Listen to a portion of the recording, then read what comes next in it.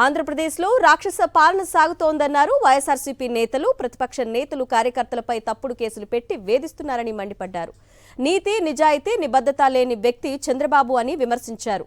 తిరుమల లడ్డూ మీద తప్పుడు ప్రచారం చేసిన చంద్రబాబుకు సుప్రీంకోర్టు చీవాట్లు పెట్టిందని అన్నారు. కందుకూరు వైఎస్ఆర్సీపీ సమావేశంలో పాల్గొన్న కాకాని గోవర్ధన్ రెడ్డి, బుర్రా మధుసూదన్ యాదవ్ చంద్రబాబు కక్ష సాధింపు చర్యలపై నిప్పులు చెరిగారు.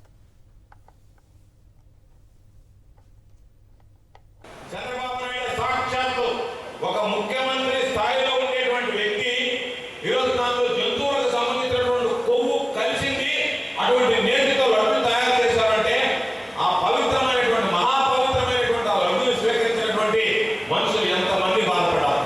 చివరికి సుప్రీంకోర్టు కూడా పిలిచి ఈరోజు చంద్రబాబుకు చివాట్లు పెట్టి ఒక ముఖ్యమంత్రి స్థానంలో ఉండేటువంటి వ్యక్తిని వాస్తవాలు పరిశీలించకుండా నిజాలు నిర్ధారించకుండా మాట్లాడడం నీకు తగునా అని చెప్పి నిలదీసింది. జగన్మోహన్ రెడ్డి క్లియర్గా ఉన్నారు.